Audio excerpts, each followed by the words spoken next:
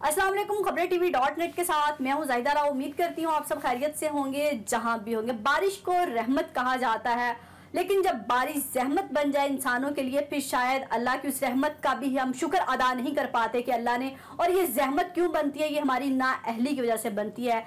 दुनिया में पूरे में मानसून शुरू होता है, क्लाइमेट चेंज होता है, तैयारियां की जाती हैं कि बारिश होने वाली है, सिस्टम ऐसा बनाया जाए ताकि लोगों को मुश्किलात का सामना ना करना पड़े।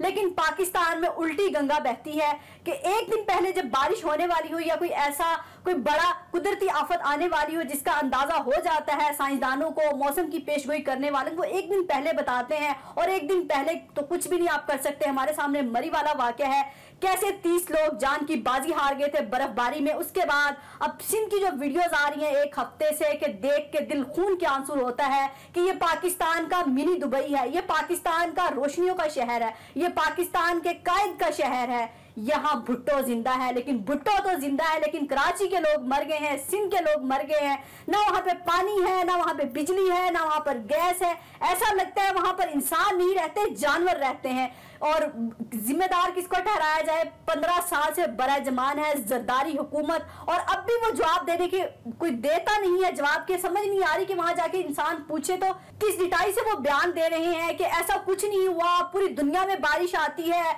ज्यादा बारिश आती है तो ज्यादा पानी आता है, थोड़ी बारिश आती है तो थोड़ा पानी आता है। उनके पास तो ये लॉजिक भी है जरदारी साहब के पास। लेकिन और ये वजह बताई जा रही है कि वक्त कम में ज्यादा बारिशें होंगी, हमारा इसमें कोई कसूर नहीं है। सिंध हुकूमत ने तो कराची की आवाम को इतनी सहूलतें दी हैं कि वो दुनिया की किसी कोने में भी चली जाए तो कराची जैसी सहूलत नहीं मिल सकती। तो शर्म आनी चाहिए जरदारी हुकूमत को, बिलावल भुट्टो जिस टाइम वजीर खारजा है उनको बाहर के दौरों से फुर्सत नहीं मिलती। लेकिन जब आपने वोट मांगना होता है फिर आप सिंध के एक छोटे से गांव में भी चले जाते हैं लोगों को खरीदने के लिए। लोगों की आहो बका आपको कभी भी सुनाई नहीं देती, वो चाहे थर का इलाका हो या फिर कराची की सड़कें हो। लोग वहां पर बीमार हो गए। उसके बाद ईद के बाद अलाइशों का सिलसिला जो है वहां से उठाया नहीं गया। बारिश भी है, ऊपर से आपको पता है कि फिर जब आप उसको वीडियोस को देखते हैं तो इंसान का दिल खराब होता है। तो वहां पर रहने वाले लोगों का क्या हाल होगा? और मेन स्ट्रीम मीडिया भी उस तरह से कवरेज नहीं दे रहा जिस तरह से देनी चाहिए, क्योंकि सिंध हुकूमत ने मीडिया मैनेजमेंट बहुत अच्छी की है कि वो वाली तस्वीर नहीं नजर आ रही जो हमें सोशल मीडिया पर नजर आ रही है। तो मीडिया को भी जहां मीडिया मैनेज होना चाहिए वहीं पर मैनेज होना चाहिए, लेकिन जहां इंसानी जिंदगियों का सवाल हो, इंसान की बात हो, तो वहां पर खुदारा आवाज उठानी चाहिए। तो फिर ये बिजनेस जो है ना बाद में होते रहेंगे। आज मुराद अली शाह ने एक बहुत बड़ा बयान दिया, सुनकर हंसी भी आती है, रोना भी आता है कि सिंध की हुकूमत क्या सजा दे रही है आवाम को। सिंध की आवाम ने कौन सा ऐसा गुनाह कर दिया जो ऐसे घटिया हुक्मरान उन पर जो है मुसल्लत कर दी। मुराद अली शाह ने कहा कि दुनिया में सारी जगह पे बारिशें होती कि मैंने कोई वजीर आला नहीं देखा जो सड़क पर आके पानी साफ कर रहा हो, तो मैं क्यों निकलूं? तो घटिया बात करते हुए आपको शर्म महसूस करनी चाहिए थी कि उसी आवाम के वोट से आप वहां पर जाके बैठे, उसी आवाम को आप आंखें दिखा रहे कि मैं क्यों निकलूं, कोई बात नहीं, अगर बारिश आ गई तो पानी साफ हो जाएगा। तो किसके पास जाए पाकिस्तान की आवाम? और सिंध की हुकूमत के पास तो अब कोई जवाब भी नहीं रहा सिंध की आवाम को जवाब देने के लिए कि लोग जो है ज़ारो कतार रो रहे हैं, इल्तिजा कर रहे हैं। एमक्यूएम भी पूछ रही है अब हम किसके पास जाए? तो एमक्यूएम भी अब सवाल कर रही है कि हम किसके पास जाएं, कराची डूब गया है, ये हो गया वो। तो एमक्यूएम भी इस टाइम हुकूमत की गोद में बैठी है, हुकूमत की इत्तेहादी है। वज़ीर आज़म शहबाज शरीफ से कोई अपील करे कि वहां के लोगों के लिए चंदा दिया जाए, वहां के लोगों की इमदाद की जाए। जरूरी नहीं है कि वो सिंध हुकूमत का मसला है, सिंध हुकूमत हल करे।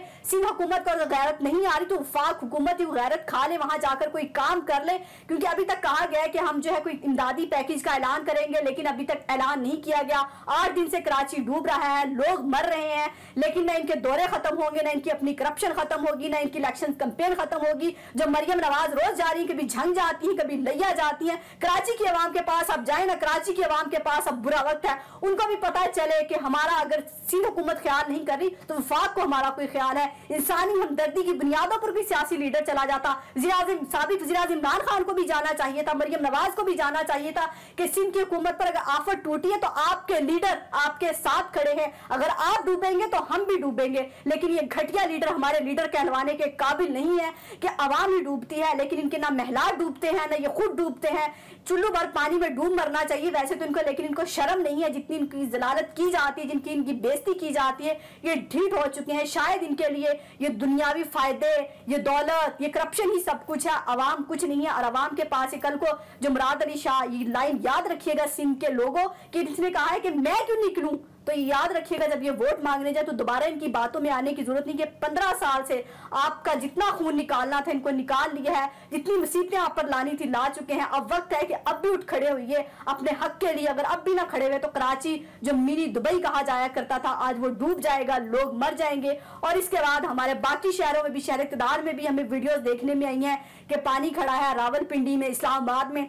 इसके बाद कल से फिर कहा जा रहा है कि नया स्पेल जो है कराची में भी दाखिल होगा, पाकिस्तान के मुख्तलिफ इलाकों में बारिश होगी। इसके अलावा हमने रावलपिंडी, इस्लामाबाद की भी वीडियोस कुछ ऐसी देखी हैं जहां पर सैलाब आ रहा है, लोगों की गाड़ियां डूब रही हैं, घरों तक पानी चला गया, लोग घरों तक महदूद होकर रह गए हैं। लेकिन हमने देखा इस्लामाबाद इंतजामिया, डिप्टी कमिश्नर, इसके अलावा लेकिन हमने इस्लामाबाद में देखा डिप्टी कमिश्नर और रेस्क्यू की जो टीमें हैं वो बाकायदा जगह पर पहुंची हैं, मुआयना किया गया है और पानी जो है निकालने का सिलसिला जारी है। तो अल्लाह करे जैसा इस्लामाबाद में सिस्टम मौजूद है, गो के कुदरती आफत, हम ये नहीं कह रहे कुदरती आफत में हुक्मरानों का कोई कसूर है, लेकिन हुक्मरानों को थोड़ी सी जिम्मेदारी लेनी चाहिए।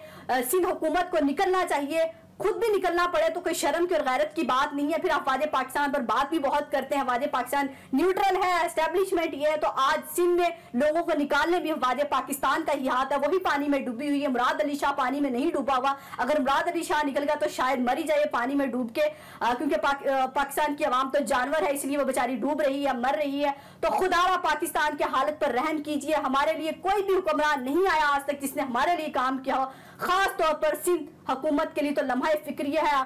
और जरदारी साहब की एक बहुत बड़ी ख्वाहिश है, अल्लाह करे वो ख्वाहिश उनकी कभी ना पूरी हो, कि जरदारी की ख्वाहिश है कि बिलावल भुट्टो को मैं अपनी जिंदगी में पाकिस्तान का वजीर आजम देखना चाहता हूं। तो शर्म नहीं आई ये बात सोचते हुए भी, जो एक सिंध हुकूमत नहीं संभाल सकता, सिंध का सूबा नहीं संभाल सकता, वो पाकिस्तान की 25-26 करोड़ आवाम को क्या संभाल सकता है। वो सिर्फ ज्यादा बारिश आता है, ज्यादा पानी आता है, टांगे कांपती हैं, यही लाइनें बोल सकता है, वो पाकिस्तान नहीं संभाल सकता। किसी का मजाक नहीं उड़ाना चाहिए, लेकिन इन्होंने मजबूर कर दिया अपना मजाक खुद उड़वाने पर कि बड़े बड़े ख्वाब है सिर्फ पाकिस्तानी आवाम को जुल्म की चक्की में पीसने के लिए जितना गिर सकते हैं गिरे। जरदारी साहब जरा होश के नाखून लीजिए, पहले सिंध की हुकूमत का कोई ख्याल कीजिए, सिंध के लोगों का ख्याल कीजिए और बिलावल भुट्टो को जना पाकिस्तान का वज़ीर आज़म बनने का ख्वाब देखना छोड़ देना चाहिए, क्योंकि पाकिस्तान की आवाम अब जाग चुकी है। इतने बुरे हालात हमारे नहीं आए कि अगर एक पढ़ा लिखा पाकिस्तानी बाहर से आएगा और 30 साल के बाद वो कहेगा मैं पाकिस्तान का हुक्मरान बनना चाहता हूं और पाकिस्तानी आवाम पर हुक्मरानी करना चाहता हूं, तो पाकिस्तान की आवाम अब कभी इजाजत नहीं देगी। तो सिंध के लोगों से ये अपील है और लोगों से जो देख रहे हैं उनसे भी यही अपील है कि दुआ करें सिंध के लोगों के लिए कि वो इस मुश्किल की घड़ी से निकल आए। और सिंध के लोगों को अपनी मदद आपके तहत एक दूसरे की मदद करनी चाहिए, जिस तरह भी ये बेलचों के जरिए, बाल्टियों के जरिए पानी निकालना चाहिए, ताकि आपकी जिंदगियां कहीं ना कहीं आसान हो सके। और दोबारा वोट देते हुए 10 बार सोचिएगा, जरदारी का बाप भी आए कब्र से निकल कर तो भुट्टो जिंदा है का नारा भी लगे तो नहीं देना चाहिए वोट, क्योंकि उनको बताइए कि भुट्टो तो मर गया, लेकिन भुट्टो तो जिंदा है लेकिन सिंध की आवाम मर चुकी है। अपना और अपने प्यारों का बहुत ख्याल रखिएगा, हमें दुआओं में याद रखिएगा। अल्लाह हाफिज।